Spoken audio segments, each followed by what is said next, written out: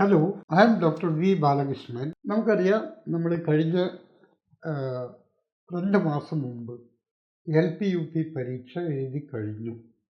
Okay, അപ്പോൾ ഇനി നമ്മൾ വെയിറ്റ് ചെയ്യുന്നത് അതിൻ്റെ ഷോർട്ട് ലിസ്റ്റിന് വേണ്ടിയിട്ടും പിന്നെ വരാൻ പോകുന്ന ഇൻ്റർവ്യൂവിന് വേണ്ടിയിട്ടുമാണ്. ഓക്കെ, ഇതൊക്കെ നമുക്കറിയാം. പക്ഷേ ഇങ്ങനെ മാത്രം അറിഞ്ഞതുകൊണ്ട് കാര്യമാകില്ല. ഇനി എന്തൊക്കെയാണ് ഇൻ്റർവ്യൂ നടക്കാൻ പോകുന്നതിന് മുമ്പായിട്ട് നമ്മൾ അറിഞ്ഞിരിക്കേണ്ട വളരെ പ്രധാനപ്പെട്ട കാര്യങ്ങൾ എന്തൊക്കെയാണ് എന്നുള്ളവയെക്കുറിച്ചാണ് ഇന്ന് പ്രപ്പ് സ്കെയിൽ നിങ്ങളുടെ മുന്നിൽ ചില കാര്യങ്ങൾ അവതരിപ്പിക്കാൻ വേണ്ടി പോകുന്നത്. ഓക്കെ, നമുക്കറിയാം, കഴിഞ്ഞ LP-UP പരീക്ഷയിൽ കേരളത്തിൽ ബഹുഭൂരിപക്ഷം കുട്ടികളെയും, കഴിഞ്ഞ LP-UP പരീക്ഷയുടെ കാര്യമാണ് ഞാൻ പറയുന്നത്, അവരെ വിജയത്തിലെത്തിക്കാൻ നമ്മുടെ പ്രപ്പ് സ്കെയിലിന് സാധിച്ചു. അത് നമ്മൾ പരീക്ഷയ്ക്ക് വേണ്ടിയുള്ള റെഗുലർ ക്ലാസ്സും ഒപ്പം ഇൻ്റർവ്യൂവിന് വേണ്ടി മാത്രമുള്ള ക്ലാസ്സും നമ്മൾ നടത്തിയിരുന്നു. അതായത് ഇൻ്റർവ്യൂവിന് വേണ്ടി മാത്രം എങ്ങനെ ഇൻ്റർവ്യൂയെ സമീപിക്കാം, ഇൻ്റർവ്യൂവിൽ വരാവുന്ന ചോദ്യങ്ങൾ എന്തൊക്കെയാണ്, ആ ചോദ്യങ്ങൾക്ക് എങ്ങനെയാണ് ഉത്തരം എഴുതാൻ വേണ്ടി സാധിക്കുക, ശരിയായ ഉത്തരങ്ങൾ ഏതൊക്കെയാണ്, എങ്ങനെയാണ് നമ്മുടെ മനസ്സിൽ തോന്നുന്ന ഉത്തരങ്ങൾ പലപ്പോഴും നമുക്ക് മാർക്ക് നേടിത്തരാതെ പോകുന്നത്, ഇങ്ങനെയുള്ള കാര്യങ്ങളെക്കുറിച്ച് വളരെ ശാസ്ത്രീയവും മനഃശാസ്ത്രപരവുമായ വിശകലനം നടത്തിക്കൊണ്ടുള്ള ഒരു 10 എപ്പിസോഡ് ക്ലാസ്സുകൾ നമ്മൾ 3 കൊല്ലം മുമ്പേ നമ്മുടെ പ്രപ്പ് സ്കെയിൽ നടത്തിയിരുന്നു. നമ്മൾ വളരെ അഭിമാന പുരസ്സരം പറയുകയാണ്, കേരളത്തിൽ ആദ്യമായി അധ്യാപക പരീക്ഷയ്ക്ക് വേണ്ടിയിട്ട്, അതിൻ്റെ അഭിമുഖ പരീക്ഷയ്ക്ക് വേണ്ടിയിട്ട് ക്ലാസ്സുകൾ നടത്തിയ കേരളത്തിലെ ഒരേ ഒരു സ്ഥാപനമാണ് പ്രപ്പ് സ്കെയിൽ കോഴിക്കോട്. ഇനി എനിക്ക് നിങ്ങളോട് ഒരു പ്രധാനപ്പെട്ട കാര്യം പറയാനുള്ളത്, നിങ്ങൾക്ക് പലരും നിങ്ങൾ അറിഞ്ഞു കാണും, PSCയുടെ വാർത്താക്കുറിപ്പിൽ, കഴിഞ്ഞ വാർത്താക്കുറിപ്പിൽ വന്ന ഒരു വാർത്തയെക്കുറിച്ചാണ്. അതായത് വളരെ പെട്ടെന്ന് തന്നെ LP-UPയുടെ ഷോർട്ട് ലിസ്റ്റ് തയ്യാറാക്കാൻ വേണ്ടിയിട്ട് PSC തീരുമാനിച്ചിരിക്കുകയാണ്. അപ്പം നിങ്ങൾക്ക് എല്ലാവർക്കും വളരെ സന്തോഷം പകരുന്ന ഒരു വാർത്തയാണ്. ഈ ചിങ്ങം പൊന്നോണ മാസത്തിൽ നിങ്ങൾക്ക് വളരെ സന്തോഷം തരുന്ന ഒരു വാർത്തയാണ്. ഓക്കെ, കർക്കിടകത്തിൻ്റെ പേമാരിയും അതുപോലെ തന്നെ അതിൻ്റെ കാർമേഘങ്ങളൊക്കെ മാഞ്ഞു കഴിഞ്ഞു. ഇപ്പോൾ ചിങ്ങത്തിൻ്റെ പൊൻപുലരി നമ്മുടെ മുന്നിൽ വന്നു നിൽക്കുകയാണ്. അപ്പോൾ ആ പൊൻപുലരിയെ ഒന്നുകൂടി അല്ലെങ്കിൽ ഒന്നുകൂടി അതിനെ ഭംഗിയാക്കുക എന്നുള്ളത് ഒരു കാര്യമായിരിക്കാം ഒന്നുകിൽ PSC നിങ്ങളുടെ മുന്നിൽ ഈ വിഷയം അവതരിപ്പിച്ചിരിക്കുന്നത്. സോ എനിവേ, PSCയുടെ വാർത്താക്കുറിപ്പിൽ നമ്മൾ കണ്ട കാര്യമാണ് എന്ത്, അടുത്ത മാസത്തോടുകൂടി, അതല്ലെങ്കിൽ അതിനടുത്ത മാസത്തോടുകൂടി, എനിവേ സെപ്റ്റംബർ ഓർ ഒക്ടോബറിനോടുകൂടി ഷോർട്ട് ലിസ്റ്റ് വരും. അത് ചിലപ്പോൾ സെപ്റ്റംബറിൽ തന്നെ വന്നേക്കാം, അല്ലെങ്കിൽ ഒക്ടോബറിൽ വരും. എന്തായാലും ഒക്ടോബറിനപ്പുറം ഈ ഷോർട്ട് ലിസ്റ്റ് കടക്കാൻ സാധ്യതയില്ല. ഷോർട്ട് ലിസ്റ്റ് വന്നു കഴിഞ്ഞാലോ പിന്നെ 14 ജില്ലകളിലും ജില്ലാടിസ്ഥാനത്തിലായിട്ട് ഇൻ്റർവ്യൂ നടക്കും. ഇതൊക്കെ നിങ്ങൾക്കറിയാം അല്ലേ? ഇൻ്റർവ്യൂവിന് മുമ്പാകെ നിങ്ങൾക്ക് ഓരോ ആൾക്കും നിങ്ങളുടെ ബയോഡാറ്റകളൊക്കെ പൂരിപ്പിച്ച് നൽകേണ്ടി വരും. ഈ ബയോഡാറ്റ ഇൻ്റർവ്യൂ ബോർഡിൻ്റെ മുന്നിൽ ഉണ്ടാവും. അതൊക്കെ വെച്ച് പല കാര്യങ്ങൾ നിങ്ങളോട് ഇൻ്റർവ്യൂവിൽ ചോദിക്കും. ഇനി ഞാൻ നിങ്ങളോട്, അതല്ലെങ്കിൽ പ്രപ്പ് സ്കെയിൽ നിങ്ങളോട് ഇനി പറയാൻ പോകുന്നത്, ഇപ്രാവശ്യത്തെ LP-UP അഭിമുഖത്തിന് വേണ്ടിയിട്ടുള്ള പ്രപ്പ് സ്കെയിലിൻ്റെ ക്ലാസ്സിൻ്റെ ഘടന എന്താണ് എന്നുള്ളതിനെക്കുറിച്ചാണ് പറയുന്നത്. ഞാൻ തൽക്കാലം ഇന്ന് ചെയ്യാൻ പോകുന്ന കാര്യങ്ങൾ, അല്ലെങ്കിൽ ഈ ഉടനെ അടുത്ത ഒരു 3 വീഡിയോകളിലായിട്ട് ചെയ്യാൻ പോകുന്ന കാര്യങ്ങൾ ആദ്യം തന്നെ നിങ്ങളെ അറിയിക്കുകയാണ്. so that you can be well prepared yourself that what are we going to do in the ensuing 3 videos. അപ്പോൾ ഈ 3 വീഡിയോകൾ മാത്രമല്ല, നിങ്ങൾ ധരിക്കണം ഇതിന് ശേഷം ഇൻ്റർവ്യൂ സ്റ്റാർട്ടാവുന്നത് വരെ നമ്മൾ ഒരു 10-15 വീഡിയോകൾ അല്ലെങ്കിൽ 10-15 ക്വസ്റ്റ്യൻസിനെ ഡിസ്കസ് ചെയ്തുകൊണ്ടുള്ള വീഡിയോ തുടർന്നങ്ങോട്ട് നൽകാനും തീരുമാനിച്ചിട്ടുണ്ട്. ഏതായാലും ഇന്ന് ഞാൻ ചെയ്യാൻ വേണ്ടി പോകുന്നത് ഒരു 3 വീഡിയോകളാണ് നിങ്ങളുടെ മുന്നിൽ അവതരിപ്പിക്കുന്നത്. അതിൽ ഞാൻ ആദ്യമേ പറഞ്ഞുതരാം. ഒന്നാമത്തെ വീഡിയോയിൽ നമ്മൾ ചെയ്യാൻ വേണ്ടി പോകുന്നത് ഇൻ്റർവ്യൂവിനെ കുറിച്ചുള്ള ഒരു പൊതുധാരണ ഉണ്ടായിരിക്കണം. പൊതുധാരണ. So you must have a general perception about interview.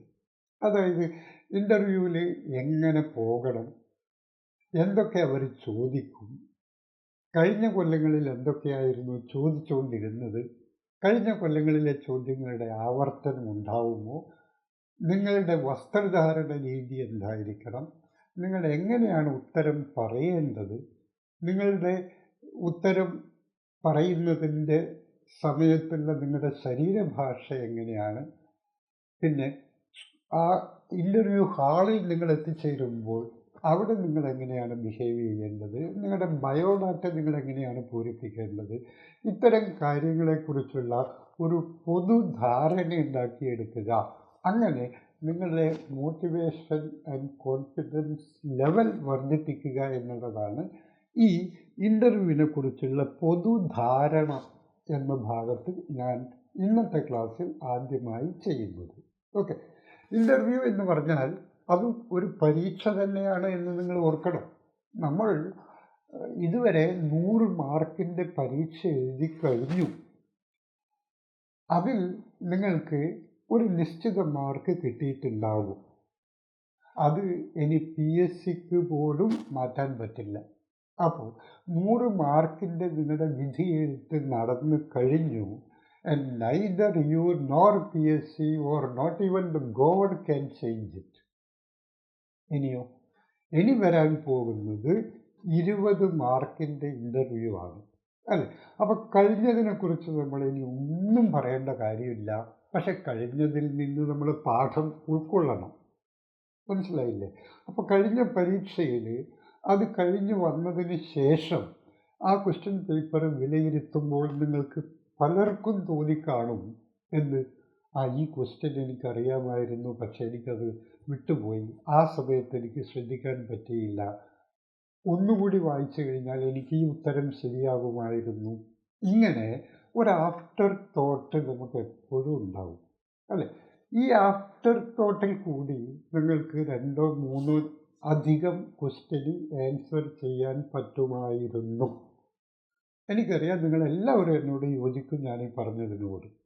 Okay, അത് നിങ്ങൾക്ക് ഉണ്ടായത് നിങ്ങളുടെ ഒരു വീണ്ടും വിചാരത്തിൻ്റെ അടിസ്ഥാനത്തിലാണ്, രണ്ടാമതും ആ ചോദ്യങ്ങൾ വായിച്ചതിൻ്റെ അടിസ്ഥാനത്തിലാണ്, അല്ലേ? അപ്പോൾ നമുക്കൊരൊറ്റ കാര്യത്തിൽ എത്തിച്ചേരാം. അതായത് നിങ്ങൾക്ക് 65 മാർക്ക് കിട്ടി എന്നുള്ളത് യാഥാർത്ഥ്യമായിരുന്നു. പക്ഷേ നിങ്ങൾക്ക് 66, 67, 68 കിട്ടുമായിരുന്നു. എപ്പോഴും had you been so much confident and had you been thoroughly read out the question in a scientific manner with temperament.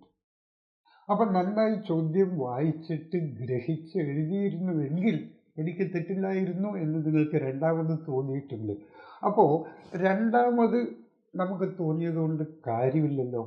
ഇല്ല. കാരണം you will never get a second chance to improve your first appearance, അല്ലേ? അപ്പോൾ നിങ്ങളുടെ first appearance നിങ്ങളുടെ എക്സാമിനേഷനിൽ കഴിഞ്ഞു. ഇനി നിങ്ങൾക്കത് മാറ്റാൻ, സർ ഞാനൊന്നും കൂടെ പരീക്ഷ എഴുതിക്കോട്ടെ എന്ന് ചോദിക്കാൻ അവകാശമില്ല, അധികാരവുമില്ല. മാത്രമല്ല അങ്ങനെ ചെയ്യുന്നത് മറ്റൊരാളുടെ ഫണ്ടമെൻ്റൽ റൈറ്റിന് എഗെയിൻസ്റ്റുമാണ്. അപ്പോൾ നമുക്കൊരു കാര്യം, അതിൽ നിന്ന് വ്യക്തമായി ഞാൻ കുറച്ചുകൂടി നന്നായി ചെയ്യാൻ എനിക്ക് പറ്റുമായിരുന്നു, but I didn't do that. അപ്പോൾ അത് മറക്കാം. ഇനി നമുക്ക് വരാൻ പോകുന്ന ഇൻ്റർവ്യൂയെക്കുറിച്ച് എൻ്റെ അഭിപ്രായത്തിൽ അത് ഒരു 2-3 മാസത്തിനുള്ളിൽ, മാക്സിമം 4 മാസത്തിനുള്ളിൽ നടക്കും. അതായത് കേരളത്തിലെ 14 ജില്ലകളിലും 2 മാസം കൊണ്ട് ഷോർട്ട് ലിസ്റ്റ് വരും. പിന്നെ നിങ്ങളുടെ സർട്ടിഫിക്കറ്റ് വെരിഫിക്കേഷൻ, പിന്നെ അതിന് ശേഷമുള്ള ഇൻ്റർവ്യൂ. ആ ഒരു ഇൻ്റർവ്യൂ 2 മാസം കൊണ്ട് കേരളത്തിലെ 14 ജില്ലകളിലും നടക്കും. That is quite clear and I am damn sure about it. Okay, അപ്പോൾ അവിടെ നമുക്ക് ഈ സംഭവിച്ച തെറ്റ് അവിടെ സംഭവിക്കാൻ പാടില്ല, അല്ലേ? അപ്പോൾ നിങ്ങൾക്ക് ഒരു പക്ഷേ 20 മാർക്കിൻ്റെ ഇൻ്റർവ്യൂവിൽ 15 അല്ലെങ്കിൽ 14 മാർക്ക് നിങ്ങൾക്ക് കിട്ടിക്കാണും. നിങ്ങൾ സ്വന്തം നിലക്ക് നിങ്ങൾ ഇൻ്റർവ്യൂവിൽ പങ്കെടുത്താൽ നിങ്ങൾക്ക് 14 മാർക്ക് കിട്ടിയേക്കാം. എന്നാൽ ഒരു എക്സ്പേർട്ടിൻ്റെ, അല്ലെങ്കിൽ നമ്മുടെ വൈഗോട്സ്കിയൊക്കെ പറഞ്ഞ പോലെ the more knowledgeable other, MKO, ഒരു വിദഗ്ധൻ്റെ സഹായത്തോടെ, അല്ലെങ്കിൽ ആ വിഷയത്തിൽ അറിവുള്ള പരിചയമുള്ള മറ്റൊരു വിദഗ്ധ സഹായത്തോടെ നിങ്ങൾ ഇൻ്റർവ്യൂവിനെ അപ്രോച്ച് ചെയ്യാൻ പോവുകയാണെങ്കിൽ നിങ്ങൾക്കൊരു പക്ഷേ 16-17 മാർക്ക് കിട്ടിയേക്കാം, അല്ലേ? എത്ര കിട്ടും എന്നൊന്നും നമുക്ക് ഇപ്പോഴും പറയാൻ പറ്റില്ല, ബട്ട് കിട്ടിയേക്കാം. അപ്പോൾ ഇവിടെ വരുന്ന ഈ 2-3 മാർക്കുണ്ടല്ലോ, ആ മാർക്കാണ് നിങ്ങളുടെ ഭാവി ജീവിതത്തെ നിർണ്ണയിക്കാൻ പോകുന്ന ഘടകം. അതുകൊണ്ട് എഴുത്ത് പരീക്ഷയിൽ ഒരു പക്ഷേ നിങ്ങൾക്ക് എവിടെയെങ്കിലും വീഴ്ച വന്നിട്ടുണ്ടെങ്കിൽ അത് തിരുത്തുവാനുള്ള ഏറ്റവും നല്ല മാർഗമായിട്ട് വേണം ഇനി വരാൻ പോകുന്ന ഇൻ്റർവ്യൂയെ നമുക്ക് കാണേണ്ടത്. മനസ്സിലായില്ലേ? അപ്പോൾ ഇൻ്റർവ്യൂയെ നമുക്ക് ഫേസ് ചെയ്യണം. So get ready. അപ്പോൾ പ്രപ്പ് സ്കെയിൽ എപ്പോഴും ഇത്തരം കാര്യങ്ങളിൽ ഉദ്യോഗാർത്ഥികളെ സഹായിക്കുക എന്ന ലക്ഷ്യത്തോടുകൂടി കേവലം ഒരു വ്യാപാര പ്രക്രിയ എന്നുള്ള രൂപത്തിലല്ല, മറിച്ച് ഒരു സാമൂഹ്യ ഉത്തരവാദിത്വമുള്ള ഒരു സ്ഥാപനം എന്നുള്ള നിലക്കാണ് പ്രപ്പ് സ്കെയിൽ ഇത്തരം കാര്യങ്ങളൊക്കെ നിങ്ങളുടെ മുന്നിലോട്ട് വെക്കുന്നത് വളരെ നേരത്തെ. അതുകൊണ്ട് ഞങ്ങളിൽ വിശ്വാസം വർദ്ധിക്കുക. ഞങ്ങൾ ഇൻ്റർവ്യൂയെക്കുറിച്ച് വരാൻ പോകുന്ന കാര്യങ്ങൾ വളരെ ഡീറ്റെയിൽഡായിട്ട് ഇനി അങ്ങോട്ടുള്ള 2-3 മാസങ്ങളിൽ നിങ്ങളോട് പറയാൻ വേണ്ടി പോവുകയാണ്. അപ്പോൾ ഞങ്ങളുടെ കൂടെ കൂടിയാൽ നിങ്ങൾക്ക് ഒരു 3-4 മാർക്ക് അധികം കിട്ടും എന്നുള്ള കാര്യത്തിൽ ഞങ്ങൾക്ക് യാതൊരു സംശയവുമില്ല. പിന്നെ ഈ 3-4 മാർക്ക് വലിയ മാർക്കാണത്. 20-ൽ 3-4 മാർക്ക് എന്ന് വെച്ച് കഴിഞ്ഞാൽ എത്രയാണ്? 20 മുതൽ 40% മാർക്ക് അധികം, അല്ലേ? 2 മാർക്ക് എന്ന് വെച്ചാൽ 10%, 4 മാർക്ക് എന്ന് വെച്ചാൽ 20% മാർക്ക് നിങ്ങൾക്ക് ഇൻ്റർവ്യൂവിൽ അധികം കിട്ടുകയാണ് എന്ന് സങ്കല്പിച്ചാൽ അത് നിങ്ങളുടെ മുഴുവൻ ജീവിതത്തെ, പിന്നീട് അങ്ങോട്ട് നിങ്ങളുടെ ഔദ്യോഗിക ജീവിതത്തെയാണ് ഞാൻ പറയുന്നത്, അത് എത്രമേൽ മാറ്റിമറിക്കും എന്ന് നിങ്ങൾ ആദ്യം ഒന്ന് ആലോചിച്ച് നോക്കുക. Just for A funny thought. നോക്കൂ, ലിസ്റ്റിൽ 500 പേരുണ്ട് എന്ന് കരുതുക. ഓക്കെ, ഈ 500ാമന് കിട്ടിയത് റിട്ടൺ ടെസ്റ്റിലെ മാർക്ക് ഞാനിവിടെ കൺസിഡർ ചെയ്യുന്നേയില്ല. 500ാമന് കിട്ടിയത് 14 മാർക്കാണ് എന്ന് വെച്ചു. ഇൻ്റർവ്യൂവിലെ മാർക്ക് മാത്രം പരിഗണിച്ചിട്ടാണ് ഞാൻ ഈ പെർമ്യൂട്ടേഷൻ നിങ്ങളുടെ മുന്നിൽ അവതരിപ്പിക്കുന്നത്. അപ്പോൾ 500 പേര് ലിസ്റ്റിലുണ്ട്. ഈ 500ാമന് ഇൻ്റർവ്യൂവിൽ കിട്ടിയത് 14ആണ്. നിങ്ങൾ 14ാമനാണ്, നിങ്ങൾ 500ാമനാണ് എന്ന് കരുതുക. സപ്പോസ് നിങ്ങൾക്ക് ഈ ഇൻ്റർവ്യൂവിൽ 16 മാർക്ക് കിട്ടിയിരുന്നുവെങ്കിൽ your position would have become 300. അപ്പോൾ ഈ 2 മാർക്ക് കൊണ്ട് നിങ്ങളുടെ പൊസിഷൻ 200ലേക്ക് ഉയരുമായിരുന്നു, അല്ലെങ്കിൽ നിങ്ങളുടെ റാങ്ക് 200 റാങ്ക് മേൽപോട്ട് കൊണ്ടുവരും. ഇത് ഞാൻ എൻ്റെ ഒരു ജസ്റ്റ് ഒരു പ്രിസംഷൻ ആൻഡ് അസംഷനാണ്, എൻ്റെ ഒരു സയൻറ്റിഫിക് കാൽക്കുലേഷൻ അല്ല.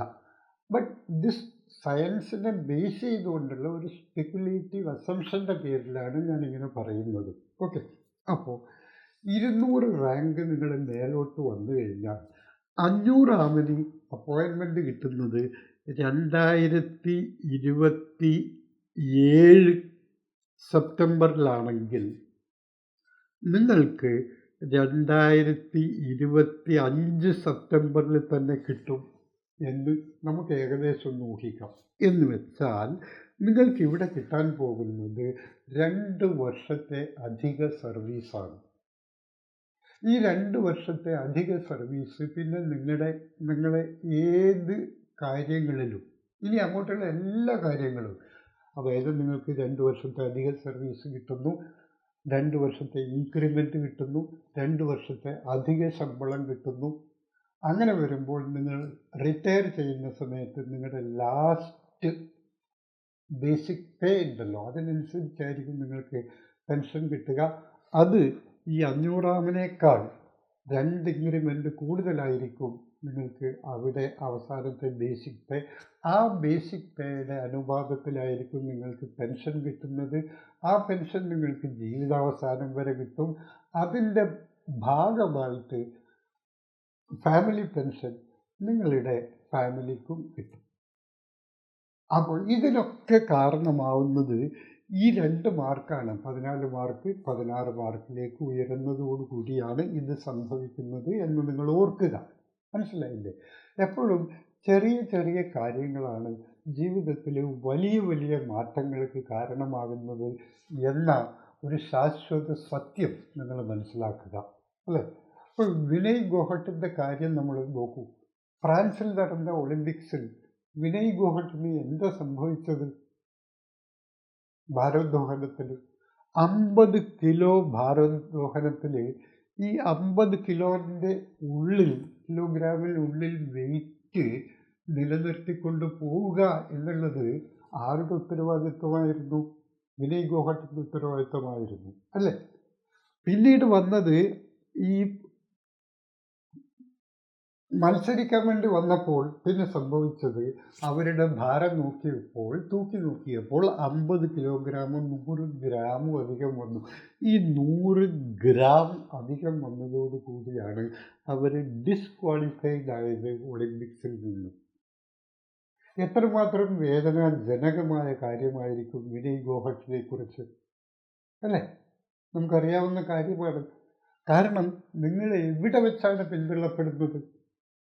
അതായത് സ്വർണത്തിന് വേണ്ടി മത്സരിക്കാവുന്ന അവസാനത്തെ ഗ്രൗണ്ടിൻ്റെ തൊട്ടു മുന്നിൽ വെച്ചാണ് നിങ്ങൾക്ക് എല്ലാം നഷ്ടപ്പെടുന്നത്. എല്ലാം നഷ്ടപ്പെട്ടതിന് കാരണമായത് ഈ 100 ഗ്രാം ഭാരക്കൂടുതലാണ്. മനസ്സിലായില്ലേ?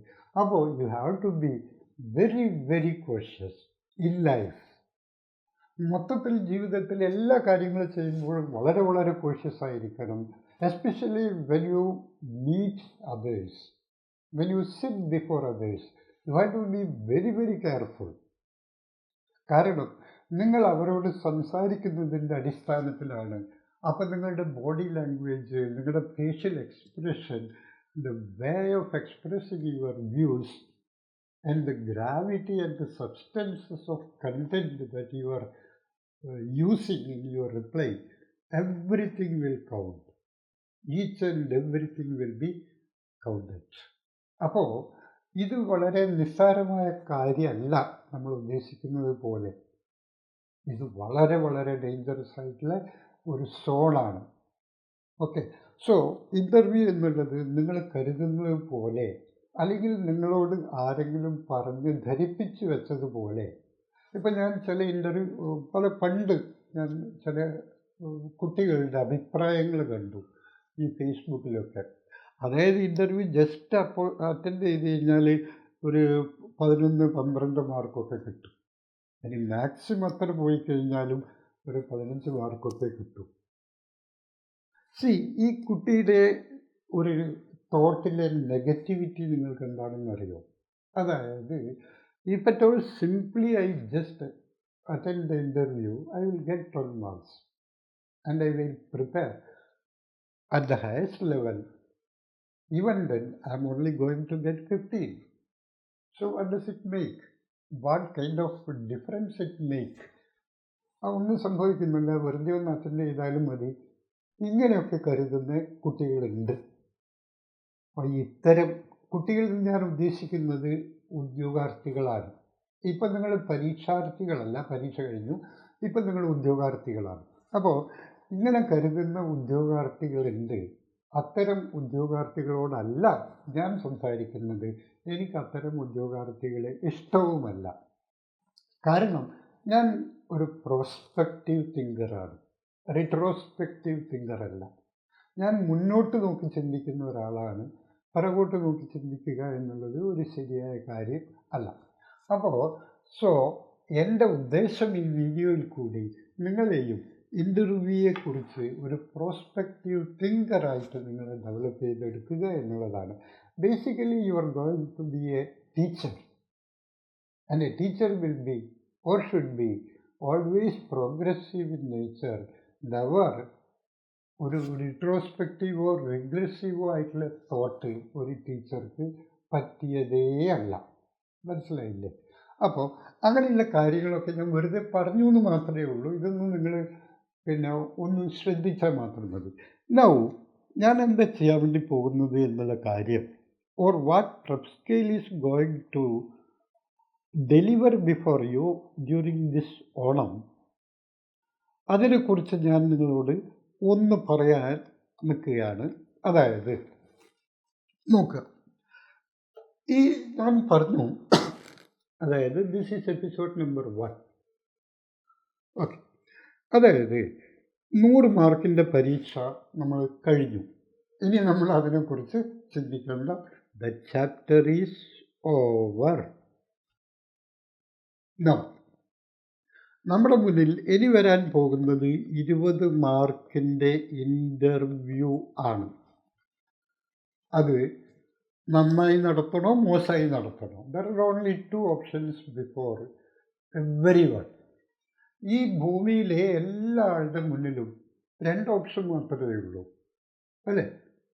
അത് ഗാന്ധിജി നമ്മളോട് പറഞ്ഞിട്ടുണ്ട് പണ്ട്, ഡു ഓർ ഡൈ. അതിൻ്റെ ഇടയിൽ വേറെ ഓപ്ഷൻസ് ഒന്നും ഇല്ല, അല്ലേ?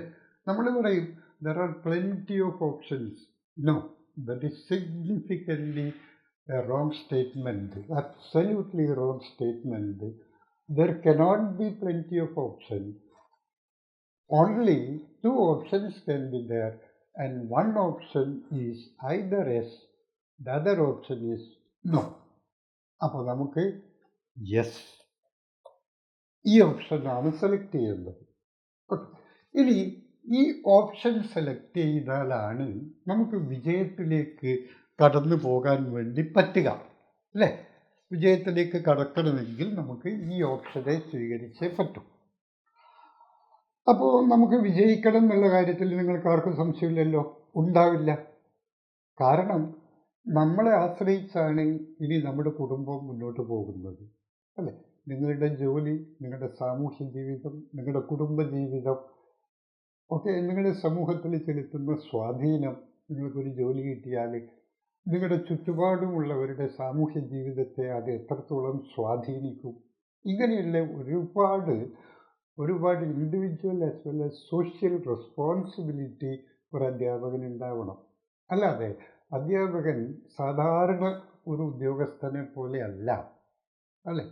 നമ്മുടെ doctor Radhakrishnan report 1948 doctor Radhakrishnan report നിങ്ങൾക്കറിയാലോ. റിപ്പോർട്ടല്ല, കമ്മീഷൻ്റെ റിപ്പോർട്ട്, അതായത് യൂണിവേഴ്സിറ്റി എഡ്യൂക്കേഷൻ കമ്മീഷൻ റിപ്പോർട്ട് 1948 സ്വതന്ത്ര ഇന്ത്യയിലെ ആദ്യത്തെ കമ്മീഷൻ. ഈ കമ്മീഷൻ പറയുന്നത് the destiny of India is being built in the class room. ഇന്ത്യയുടെ ഭാവി ക്ലാസ് മുറികളിലാണ് രൂപപ്പെട്ടു വരുന്നത്, ഫാക്ടറികളിലല്ല, തൊഴിലിടങ്ങളിലല്ല, കൃഷിഭൂമിയിലല്ല. അല്ല എന്ന് വെച്ചാൽ ഇതിനൊന്നും പ്രാധാന്യമില്ല എന്നല്ല, ഇതൊന്നും അദ്ദേഹം പറഞ്ഞിട്ടില്ല, ഞാൻ പറയുകയാണ്. കൃഷിഭൂമിയിലല്ല, ഫാക്ടറിയിലല്ല, തൊഴിലിടങ്ങളിലല്ല, മാർക്കറ്റിലല്ല എന്നൊന്നും ഡോക്ടർ രാധാകൃഷ്ണൻ പറഞ്ഞിട്ടില്ല, ഞാൻ പറയുകയാണ്. ഞാൻ എന്തിനാ പറഞ്ഞത്? ഞാൻ ഇതിന് എംഫസിസ് കൊടുക്കാൻ വേണ്ടിയിട്ടാണ് പറഞ്ഞത്. അതായത് the destiny of India is being shaped in the class rooms. ഇന്ത്യയുടെ ഭാവി നമ്മൾ രൂപീകരിക്കുന്നത് ഇന്ത്യയുടെ ക്ലാസ് മുറികളിലാണ്. ഇനി ഈ ക്ലാസ് മുറികളുടെ ചുമതലക്കാരൻ, അതിനെ മുന്നോട്ട് നയിക്കുന്ന ചാലക ശക്തി ആരാണ്? നിങ്ങൾ അധ്യാപകരാണ്, അല്ലേ? അപ്പം നിങ്ങളുടെ കാഴ്ചപ്പാട് അതിനനുസരിച്ചായിരിക്കണം. ഓക്കെ. അപ്പോൾ രണ്ട് കാര്യങ്ങളെക്കുറിച്ച് നിങ്ങളൊന്ന് ആലോചിച്ച് നോക്കൂ. ആരാണ് വിജയത്തെ ഉണ്ടാക്കുന്നത്? ആരാണ് പരാജയം ഉണ്ടാക്കുന്നത്? നോക്കൂ, വിജയം എന്ന് പറഞ്ഞാൽ അത് പരാജയവും രണ്ടും ഉണ്ടാക്കുന്നത് നമ്മൾ തന്നെയാണ്. ഈ രണ്ടിൻ്റെ പിന്നിലും നിങ്ങളുടെ കാഴ്ചയും നിങ്ങളുടെ കാഴ്ചപ്പാടും വളരെ പ്രധാനമാണ്. So what is more important in your life is your attitude. കാഴ്ചയല്ല പ്രധാനം, കാഴ്ചപ്പാടാണ്, അല്ലേ? എന്തുകൊണ്ടെന്നാൽ കാഴ്ചയെ നമുക്ക് മാറ്റാൻ വേണ്ടി പറ്റില്ല. നിങ്ങൾ നഗരത്തിൽ കൂടി പോകുന്നു, അല്ലെങ്കിൽ നിങ്ങൾ അപ്പുറം ഇപ്പുറമൊക്കെ പോകുന്നു. സോ ഒരുപാട് കാഴ്ചകൾ അവിടെ കാണുന്നുണ്ടാവും. ആ കാഴ്ചകളെ ഒന്നും മാറ്റിമറിക്കാൻ നിങ്ങൾക്കാവില്ല. ബട്ട് നിങ്ങൾ ആ വസ്തുവിനോടുള്ള, ആ കാഴ്ചയോടുള്ള നിങ്ങളുടെ കാഴ്ചപ്പാടിനെ നിങ്ങൾക്ക് മാറ്റിമറിക്കാൻ വേണ്ടി പറ്റും. Because if you change your perspective, you can change your attitude also. പെർസെപ്ഷനെ കുറിച്ച് നമ്മുടെ ഗസ്റ്റാൾട്ട് സൈക്കോളജിയിലൊക്കെ കണ്ടത് നിങ്ങൾക്കറിയാലോ, അല്ലേ? അതൊക്കെ നമുക്ക് പിന്നെ പറയാം. അതൊക്കെ നിങ്ങൾക്ക് എഴുത്ത് പരീക്ഷയിൽ എഴുതി ചോദിച്ചതാണ്. അതിനെക്കുറിച്ച് നമ്മൾ ഇനി കൂടുതൽ പറയണ്ട. But still we will talk later. അപ്പോൾ ആ വസ്തുവിനെ കുറിച്ചുള്ള നിങ്ങളുടെ കാഴ്ചപ്പാട്, ദാറ്റ് ഇസ് മോർ ഇമ്പോർട്ടൻറ്റ്. പിന്നെ ഇംഗ്ലീഷിൽ ഒരു പ്രധാനപ്പെട്ട ഒരു വാക്കുണ്ട്. It is your attitude, not altitude, that change your aptitude. ശ്രദ്ധിക്കുക, ഞാൻ എഴുതിയത് നിങ്ങളൊന്ന് ജസ്റ്റ് ഒന്ന് വായിക്കുക. ഞാനിവിടെ എഴുതുകയല്ല ചെയ്യുന്നത്. So I am just only drawing. Okay, ഒരുപാട് എഴുതാനുള്ളത് കൊണ്ടാണ്. Okay, it is your attitude, കാഴ്ചപ്പാട്. It is your attitude, not altitude. Altitude എന്ന് വെച്ച് കഴിഞ്ഞാൽ നിങ്ങൾ എത്ര ഉയരത്തിലാണോ അതാണ് altitude, high altitude. So it's your attitude, not altitude, that changes your aptitude. Aptitude എന്ന് വെച്ച് കഴിഞ്ഞാൽ അഭിരുചി. നിങ്ങളുടെ അഭിരുചിയെ നിയന്ത്രിക്കുന്നത് നിങ്ങളുടെ ആറ്റിറ്റ്യൂഡാണ്, കാഴ്ചപ്പാടാണ്. സോ കാഴ്ചപ്പാടാണ് അഭിരുചിയെ നിർണ്ണയിക്കുന്നത്. അല്ലാതെ നിങ്ങൾ എത്ര ഉയരത്തിലാണ്, നിങ്ങൾക്ക് എത്ര വിവരമുണ്ട്, how intellectually superb you may be, that is not the whole factor that changes or that determines your aptitude. Aptitude എന്ന് വെച്ച് കഴിഞ്ഞാൽ ഒരു വിഷയത്തെക്കുറിച്ചുള്ള നിങ്ങളുടെ പെർസ്പെക്റ്റീവാണ് നിങ്ങളുടെ കാഴ്ചപ്പാട് എന്ന് പറയുന്നത്. ഇനി ഇവ രണ്ടും തമ്മിൽ എങ്ങനെ ബന്ധപ്പെടുന്നു എന്നല്ലേ നമുക്കറിയാൻ. നേരത്തെ നിങ്ങളോട് പറഞ്ഞു, കാഴ്ചയെ നമുക്ക് മാറ്റാൻ പറ്റില്ല, പക്ഷെ കാഴ്ചപ്പാടിനെ മാറ്റാം. അപ്പോൾ കാഴ്ചപ്പാട് മാറ്റുന്നതിനനുസരിച്ച് നമുക്ക് ഒരുപാട് മാറ്റങ്ങളും ഉണ്ടാകുന്നു. ഇനി നിങ്ങളുടെ തീരുമാനം, അതായത് ഒരു തീരുമാനം എടുക്കുന്നതിൽ നിങ്ങൾക്ക് തീരുമാനം എടുക്കുമ്പം രണ്ട് തരത്തിലുള്ള തീരുമാനം എടുക്കാം. It is not very easy to take right decision, or it is not that much simple to take right decision. ശരിയായ തീരുമാനം എടുക്കുക എന്നുള്ളത് വളരെ വളരെ പ്രയാസകരമായ ഒരു ജോലിയാണ്. അത്ര എളുപ്പമുള്ള ജോലിയല്ല അത്. ഓക്കെ. ഉദാഹരണത്തിന് പ്രൊഫ്സ്കെയിൽ നടത്തുന്ന ഇൻ്റർവ്യൂ ടെസ്റ്റിൽ ഇൻ്റർവ്യൂവിന് വേണ്ടിയിട്ടുള്ള കോഴ്സിൽ ഞാൻ ചേരണോ ചേരണ്ടോ? നിങ്ങൾ ആലോചിക്കും, ഒരുപാട് ആലോചിക്കും. അതിൻ്റെ every pros and cons, negative and positive sides, ഇതെല്ലാം നിങ്ങൾ ആലോചിക്കും. ഇതൊക്കെ അതിന് ശേഷമാണ് നിങ്ങൾക്ക് ചേരാം അല്ലെങ്കിൽ വേണ്ട ഇങ്ങനെയൊക്കെ തീരുമാനിക്കുന്നത് ഒരുപാട് ആലോചിച്ചതിന് ശേഷമാണ്. അപ്പോൾ നിങ്ങളുടെ തീരുമാനം ശരിയാണെങ്കിൽ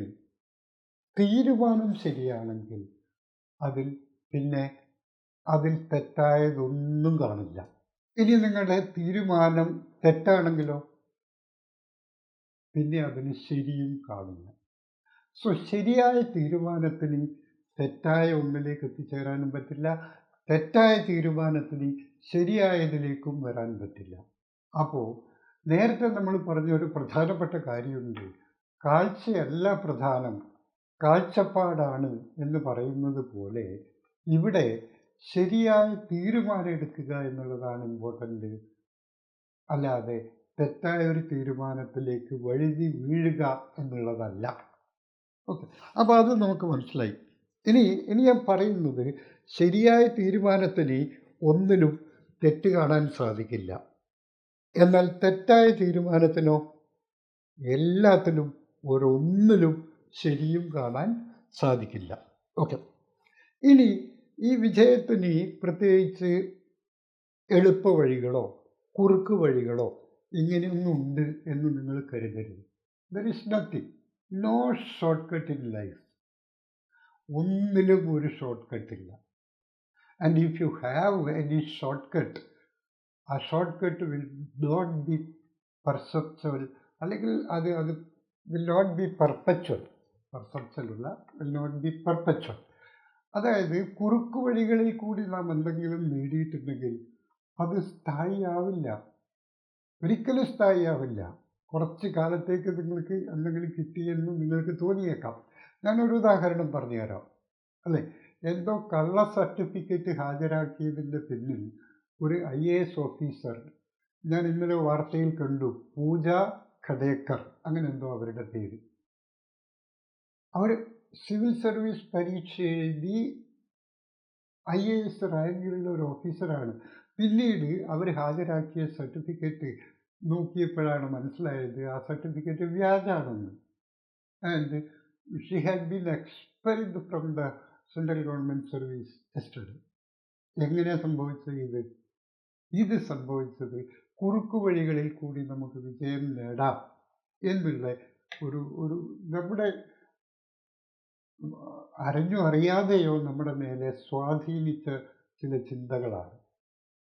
ഇത്തരം ചിന്തകൾ നമ്മളെ സ്വാധീനിക്കും. ബിക്കോസ് അങ്ങനെയുള്ള സമൂഹത്തിലാണ് നമ്മൾ ജീവിക്കുന്നത്. അല്ലേ, നമ്മുടെ സമൂഹത്തിന് ചുറ്റുപാടും നടക്കുന്നതിനെ കുറിച്ച് നോക്കൂ. പ്രത്യേകിച്ച് ഈ അടുത്ത 4-5 ദിവസമായിട്ട്, ഞാൻ രാഷ്ട്രീയം പറയല്ല, but you are a teacher and you will have to be sensitive about what is happening socially, politically around you. നിങ്ങൾക്ക് ചുറ്റും രാഷ്ട്രീയവും സാമൂഹ്യവുമായി നടക്കുന്ന ഓരോ കാര്യങ്ങളും നിങ്ങൾ ആലോചിക്കണം. അല്ലേ, ഒരു ഭാഗത്ത് ഒരാളൊന്ന് പറയുന്നു, മറുഭാഗത്ത് ADGP, മറുഭാഗത്ത് മുഖ്യമന്ത്രി, മറുഭാഗത്ത് മറ്റൊരു party, and what else is going on in Kerala. അല്ലേ, അപ്പോൾ ഇതൊക്കെ ഒരു പുറംപൂച്ചുകളാണ്. നമ്മൾ ഒരിക്കലും ഇതിൻ്റെ യാഥാർത്ഥ്യം അറിയാൻ വേണ്ടി പോകുന്നില്ല. ഞാൻ പറയുന്നത്, നമ്മുടെ സമൂഹം, ഏത് സമൂഹത്തിലാണോ നമ്മൾ ജീവിക്കുന്നത്, ആ സമൂഹത്തിൻ്റെ ചില സോഷ്യൽ ആസ്പെക്ട്സുകളുണ്ട്. ഇത് നമ്മളെ സ്വാധീനിക്കും, വളരെയധികം സ്വാധീനിക്കും. So the socio cultural background of A particular society will in large influence the people of that country in a whole. അപ്പോൾ നമ്മുടെ സമൂഹം മുഴുവനും തെറ്റായ പല കാര്യങ്ങളുമാണ് നടക്കുന്നത് തോന്നിക്കഴിഞ്ഞാൽ ഓട്ടോമാറ്റിക്കലി നമ്മൾ ഇൻഫ്ലുവൻസ്ഡ് ആയി പോകും. മനസ്സിലായില്ലേ? അപ്പോൾ അങ്ങനെ ഇൻഫ്ലുവൻസ്ഡ് ആയി പോകാതെ നമ്മൾ നോക്കണം. അപ്പോൾ മാത്രമേ നമുക്ക് ശരിയായ തീരുമാനങ്ങളും ശരിയായ രീതികളും ശരിയായ വീക്ഷണങ്ങളും ഡെവലപ്പ് ചെയ്തെടുക്കാൻ വേണ്ടി പറ്റും. ഇതൊക്കെ ഞാൻ നിങ്ങളോട് പറയുന്നത് നിങ്ങൾ ഒരു അധ്യാപക പോസ്റ്റിന് വേണ്ടി പോകുന്ന ആളാണ്. And if you are not going for a clerical text അല്ലെങ്കിൽ ഓർ LGS ഇതൊക്കെ ആണെങ്കിൽ എനിക്കിതൊന്നും പറയേണ്ട കാര്യമില്ല. കാരണം അവരൊക്കെ ഡീൽ ചെയ്യുന്നത് ശരിയായിരിക്കാം, ഫയലുകളായിരിക്കും അവർ ഡീൽ ചെയ്യുന്നത്, ഫയലുകളിൽ ജീവിതമുണ്ട്, ഇതൊക്കെ ശരിയാണ്. പക്ഷേ നിങ്ങളങ്ങനെയല്ല, നിങ്ങൾ ഡീൽ ചെയ്യുന്നത് കുട്ടികളെയാണ്. മനസ്സിലായില്ലേ? അവരുടെ ഹൃദയസ്പന്ദനങ്ങളെയാണ് നിങ്ങൾ ഡീൽ ചെയ്യുന്നത്. ഞാനൊരു ഉദാഹരണം വീണ്ടും പറയാം. നമുക്ക് ക്ലാസ് ഇങ്ങനെ എടുത്തുകൊണ്ടിരിക്കുക. ഇൻ്റർവ്യൂ എന്ന് വെച്ചാൽ ഇതൊക്കെ ക്ലാസ്സാണ് കേട്ടോ.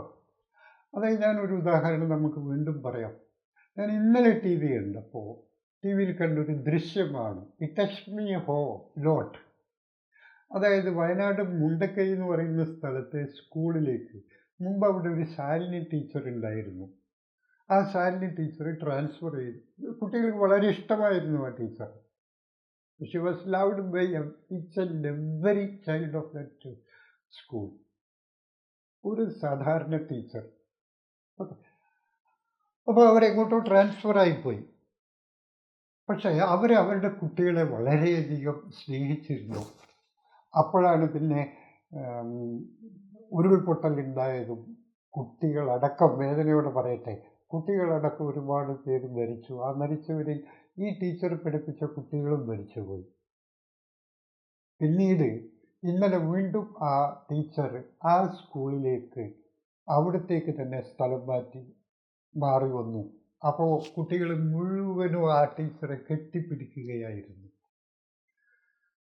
ഞാൻ ആ ദൃശ്യം കണ്ടിട്ട് എന്നിലെ അധ്യാപകൻ ഉണ്ടല്ലോ, ഞാൻ basically I'm a teacher, എന്നിലെ അധ്യാപകന് കരഞ്ഞുപോയി ഞാൻ. അതായത് അക്ഷരാർത്ഥത്തിൽ കണ്ണീര് വീണു. How that teacher was being loved by the students as a whole, or overwhelmingly love ചെയ്യാൻ എന്തായിരുന്നു കാരണം, ഇഷ്ടപ്പെടാൻ എന്തായിരുന്നു കാരണം? ഇതാണ് ഞാൻ പറഞ്ഞത്. എൻ്റെ ക്ലാസ്സിൽ ഞാൻ നിങ്ങളോട് പറയുന്നത് ഒരു ക്ലറിക്കൽ ടെസ്റ്റ് അല്ലെങ്കിൽ വേറെ ഏതെങ്കിലും ടെസ്റ്റുകൾ ഇൻ്റർവ്യൂ പോലെയല്ല. ഞാനിത് അധ്യാപക പോസ്റ്റിന് നിങ്ങൾ പോകുന്നത് കൊണ്ട് മാത്രമാണ് പറയുന്നത്. ഓക്കെ, ഞാൻ ഇത്രയും കാര്യങ്ങൾ വിശദീകരിച്ച് പറയുന്നത് നിങ്ങളെ എൻലൈറ്റൻ ചെയ്യാനാണ്, നിങ്ങളെ മൈൻഡിനെ ഒന്ന് ഓപ്പൺ ചെയ്യാൻ വേണ്ടിയിട്ടാണ്. നിങ്ങൾ കരുതും സാർ വെറുതെ പറയുന്നതല്ലേ ഇതൊക്കെ. അങ്ങനെ കരുതുന്നവരുണ്ടാവാം. അവർക്ക് ചിലപ്പോൾ പിന്നീട് കാര്യങ്ങൾ ബോധ്യപ്പെടും എന്ന് എനിക്ക് ഉറപ്പുണ്ട്. അപ്പോൾ ഏതായാലും ഞാൻ 2-3 വീഡിയോ ഇന്ന് ചെയ്യും. പക്ഷേ ഇന്നത്തെ ആദ്യത്തെ വീഡിയോയിൽ ഞാൻ പൊതുവെ ഒരു കാര്യം ഇങ്ങനെ പറഞ്ഞു പോകുന്നു എന്ന് മാത്രമേ ഉള്ളൂ. അപ്പോൾ ഞാൻ പറഞ്ഞു നിർത്തിയത്, വിജയത്തിന് എളുപ്പ വഴികളൊന്നുമില്ല, കുറുക്ക് വഴികളുമില്ല. ആ ഒരു ഉദാഹരണമാണ് ഞാൻ പൂജ കടേക്കർ എന്ന് പറയുന്ന IAS ഓഫീസറെ ഇന്നലെ സർവീസ് 2 വർഷം മാത്രമേ അവർക്ക് സർവീസ് കിട്ടിയിരുന്നുള്ളൂ. 10-30 കൊല്ലക്കാലം IAS ഓഫീസറായിട്ട് ഒരു പക്ഷേ സെക്രട്ടറി ലെവൽ വരെ എത്തേണ്ട ഒരു ഉദ്യോഗസ്ഥയാണ് എക്സ്പെൽ ചെയ്യപ്പെട്ടത്. വൈ? ബിക്കോസ് സൂത്രപ്പണി. അപ്പോൾ സൂത്രപ്പണിയൊന്നുമില്ല വിജയത്തിന്, കുറുക്ക് വഴിയൊന്നുമില്ല, പിന്നെ നേരായ വഴിയേ ഉള്ളൂ അല്ലേ? പിന്നെ അവിടെ അശ്രദ്ധ പാടില്ല. ഞാൻ ഉദാഹരണം പറഞ്ഞു, റീസെൻ്റായിട്ടുള്ള ഉദാഹരണം പറഞ്ഞു, വിനയ് ഗോഹട്ടിൻ്റെ ഉദാഹരണം ഞാൻ പറഞ്ഞു. അശ്രദ്ധ പാടില്ല അല്ലേ? അശ്രദ്ധ കാട്ടാത്ത ഒരാൾ ഇന്ന് നമ്മുടെ സമൂഹത്തിൽ, നമ്മൾ ഇതേ ഫ്രാൻസിലെ പാരാ ഒളിമ്പിക്കിലല്ല, ശരിക്കുള്ള ഒളിമ്പിക്കിൽ നമ്മുടെ മുന്നിലുണ്ട്, നിങ്ങളുടെ വിദ്യാഭ്യാസ വകുപ്പിലുണ്ട് PR ശ്രീജേഷ് അല്ലേ? അഭിമാനമായ ഇന്ത്യയുടെ ഹോക്കി താരം. നിങ്ങളുടെ വിദ്യാഭ്യാസ വകുപ്പിൽ ജോയിൻറ്റ് ഡയറക്ടറാണ് അദ്ദേഹം. അപ്പോൾ ഇവർക്ക് ഓരോ നേട്ടങ്ങളുടെ പിന്നിലും, ഓരോ കോട്ടത്തിൻ്റെ പിന്നിലും ചില പ്രവൃത്തികൾ, ചില മാനസിക ശക്തികൾ, ചില ചിന്താധാരകൾ, ചില പെർസെപ്ഷൻ വർക്ക് ചെയ്യുന്നുണ്ട്. അപ്പോൾ ഈ ശരിയായ പെർസെപ്ഷന് നമ്മൾ കാണുക, കാഴ്ചപ്പാട് ശരിയാക്കുക, സൂത്രപ്പണികൾ ഒഴിവാക്കുക, ശരിയായ കണ്ടെത്തലുകളിലേക്ക് പോവുക, ഇതൊക്കെയാണ് നിങ്ങൾ ആദ്യം ചെയ്യേണ്ടത്. അത് whether you join prep scale or not, that is immaterial. ഞാനതൊന്നുമല്ല പറയുന്നത്. But if you join here, you will be provided with adequate knowledge how successfully and how confidently you can approach before a 3-4 person panel. 3-4 പാനലിസ്റ്റുകളുടെ മുന്നിൽ എങ്ങനെ കോൺഫിഡൻറ്റോടുകൂടി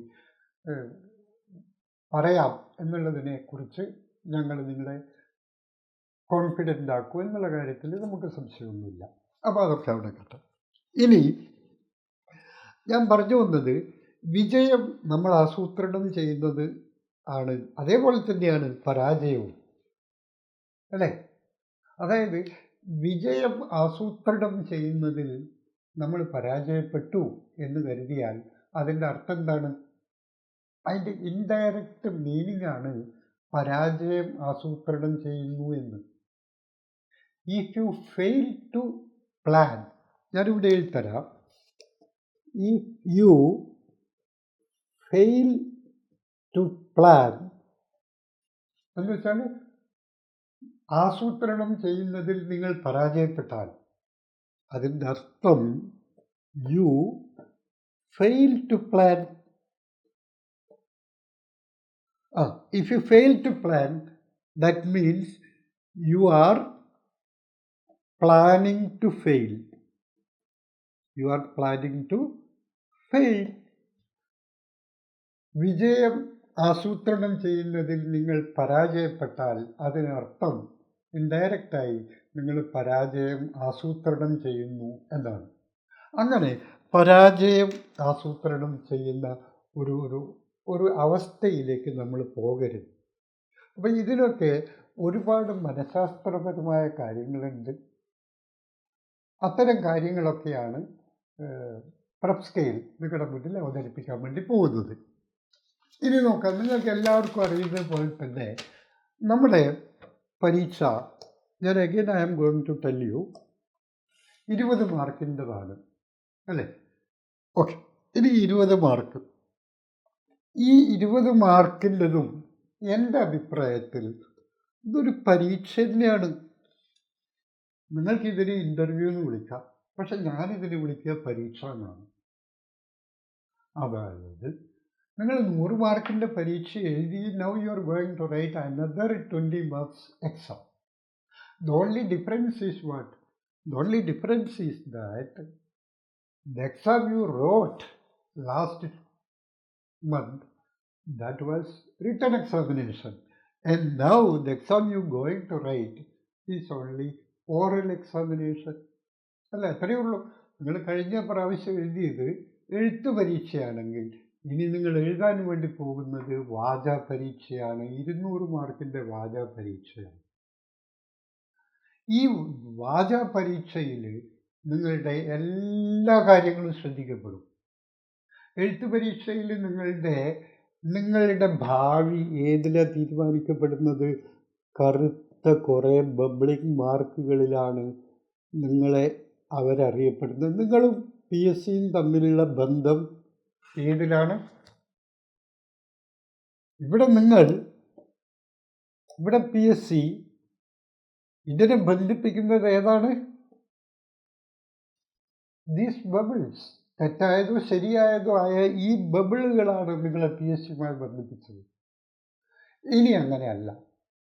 ഇനി നിങ്ങളെ PSCയുമായി ബന്ധിപ്പിക്കുന്നത് നിങ്ങളുടെ പ്രകടനമാണ്, നിങ്ങളുടെ ചിന്തയാണ്, നിങ്ങളുടെ കാഴ്ചപ്പാടാണ്, നിങ്ങളുടെ ശരീരഭാഷയാണ്, നിങ്ങളുടെ അറിവാണ്, നിങ്ങളുടെ പ്രകടന മികവാണ്, നിങ്ങളുടെ ആശയ സംവേദന ശേഷിയാണ്, നിങ്ങളുടെ സംഘാടന മികവിനെക്കുറിച്ചുള്ള അഭിപ്രായമാണ്, അല്ലെങ്കിൽ നിങ്ങളുടെ ക്ലാസ് എടുക്കാനുള്ള അഭിരുചി അളക്കുന്നതിനെ കുറിച്ചുള്ളതാണ്, അല്ലെങ്കിൽ നിങ്ങളുടെ ആനുകാലിക സംഭവങ്ങളെക്കുറിച്ചുള്ള അറിവാണ്. A plenty of things are there which relate you to the PSC.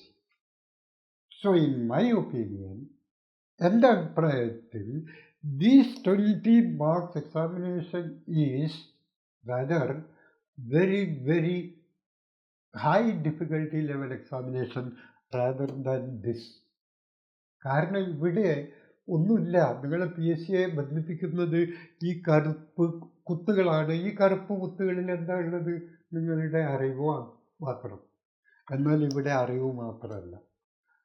However intelligent you may be, but you are failed to express your views properly before others. You may fail there. And your intelligence does not have any significant value before others. And if you fail to communicate it properly, നിങ്ങൾക്കത് ശരിയാവണ്ണം മറ്റുള്ളവരുടെ മുമ്പിൽ ബോധിപ്പിക്കാൻ പറ്റിയില്ലെങ്കിൽ എത്ര വലിയ അറിവുണ്ടായിട്ടും കാര്യമില്ല. ചില challenging questions നിങ്ങളുടെ മുന്നിൽ വരും. ഞാൻ എൻ്റെ അടുത്ത വീഡിയോയിൽ നിങ്ങളുടെ കുറച്ച് brainstorming questions, challenging questions നിങ്ങളുടെ മുന്നിലേക്ക് ഇട്ട് തരാൻ വേണ്ടി പോവുകയാണ്. So that I will not allow you to sleep today. ആ ചോദ്യങ്ങൾ കേട്ട് കഴിഞ്ഞാൽ നോക്കാം.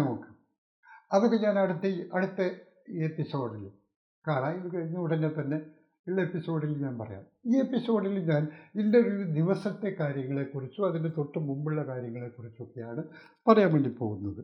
അപ്പോൾ ഞാൻ പറഞ്ഞു വരുന്നത്, ഈ പരീക്ഷയേക്കാൾ കൂടുതൽ ഗൗരവമുള്ളതാണ് 20 മാർക്കിൻ്റെ ഈ ഇൻ്റർവ്യൂ പരീക്ഷ. Okay, everybody agree to me. Okay, so അപ്പോൾ ഈ 20 മാർക്കിൽ എങ്ങനെയാണ് നിങ്ങൾ ഇൻ്റർവ്യൂ ഹാളിലേക്ക് കാലെടുത്ത് വെക്കുന്നത് മുതൽ പിന്നെ ഇൻ്റർവ്യൂ ഹാളിൽ നിന്ന് നിങ്ങൾ തിരിച്ച് പുറത്തിറങ്ങുന്നത് വരെയുള്ള ഒരു സമയമുണ്ടല്ലോ. ഈ സമയത്തിനുള്ളിലാണ് ഞാൻ നേരത്തെ പറഞ്ഞ എല്ലാ കാര്യങ്ങളും അളക്കുന്നത്. എന്ത്? നിങ്ങളുടെ അറിവ്, നിങ്ങളുടെ ഗ്രഹണം, നിങ്ങളുടെ ശ്രദ്ധ, നിങ്ങളുടെ കാഴ്ചപ്പാട്, അഭിരുചി, അറിവ്, ആശയസംവേദന ശേഷി, വിഷയത്തിലുള്ള ഗ്രാഹ്യം, ക്ലാസ് എടുക്കാനുള്ള ഗ്രാഹ്യം, ചുറ്റും നടക്കുന്ന സംഭവങ്ങളെ അപ്പോൾ ഗ്രഹിക്കാനുള്ള നിങ്ങളുടെ സ്മെല്ലിംഗ് പവർ, ദറ്റ് ഈസ് ഞാൻ പറയുന്നത് കറണ്ട് അഫയേഴ്സ്. ഇങ്ങനെ നിങ്ങളെക്കുറിച്ച് അറിയേണ്ടതെല്ലാം ഈ 20 മാർക്കിനുള്ളിൽ സംഭവിക്കും. ആ സംഭവിക്കുന്നത് will be in A short span of time. Or ചുരുക്കി പറഞ്ഞാൽ ഒരു ഇൻ്റർവ്യൂവിൻ്റെ സമയം ഒരു 7 മുതൽ 8 മിനിറ്റ് വരെ എന്ന് വേണമെങ്കിൽ പറയാം.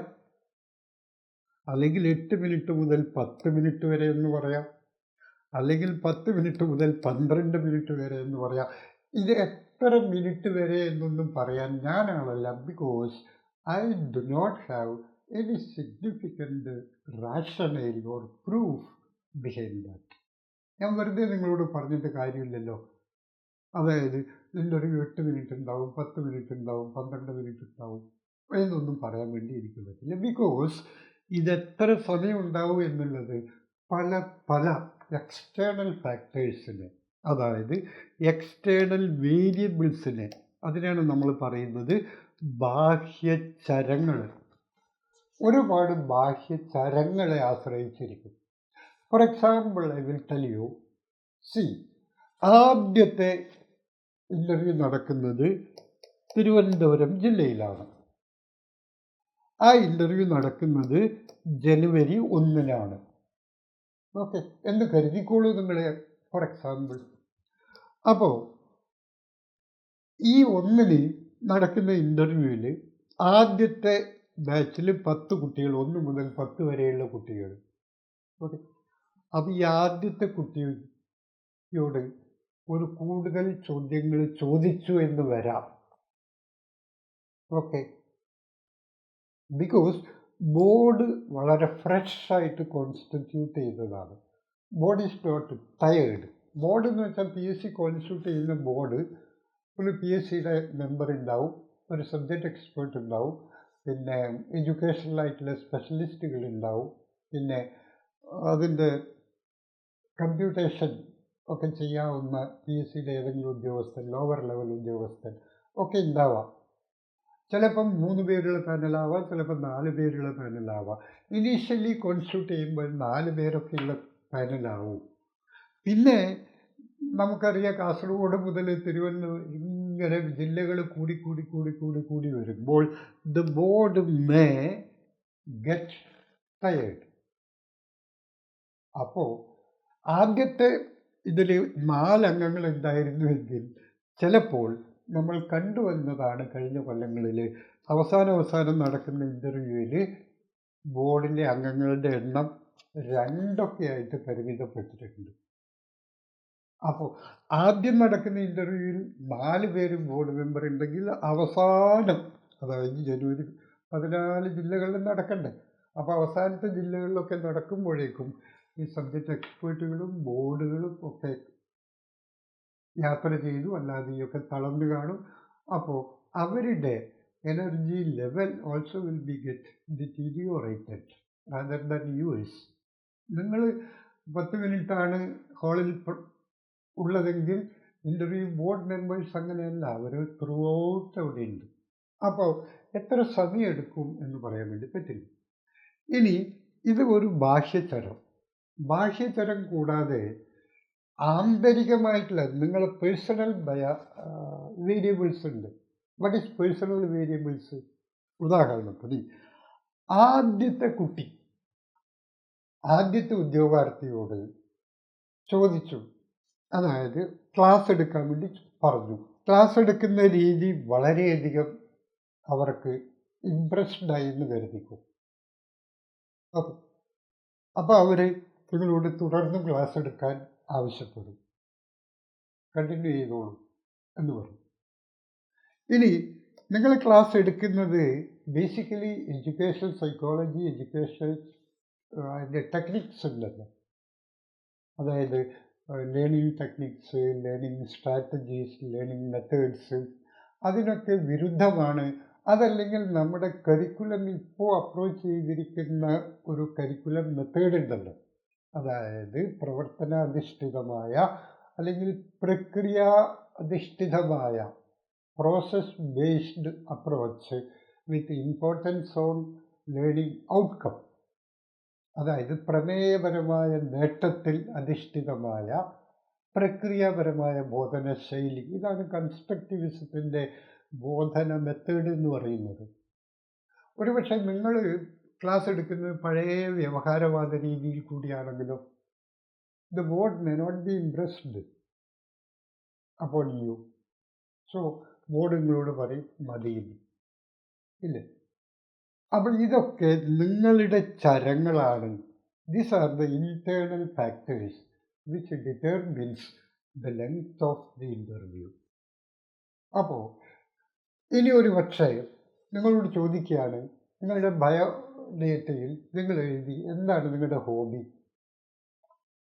അപ്പം നിങ്ങൾ ഒരു പക്ഷേ എഴുതുന്നു റീഡിംഗ് ആണ് എൻ്റെ ഹോബി എന്ന്.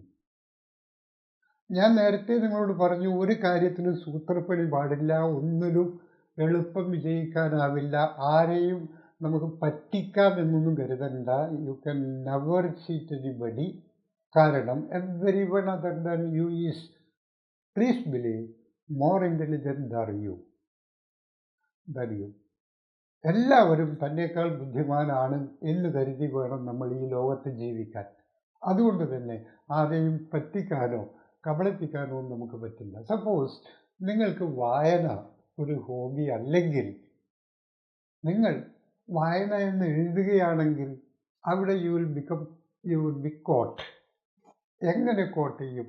അതായത് നിങ്ങളോട് ചോദിക്കും, ഏതാണ് അവസാനമായി വായിച്ച പുസ്തകം?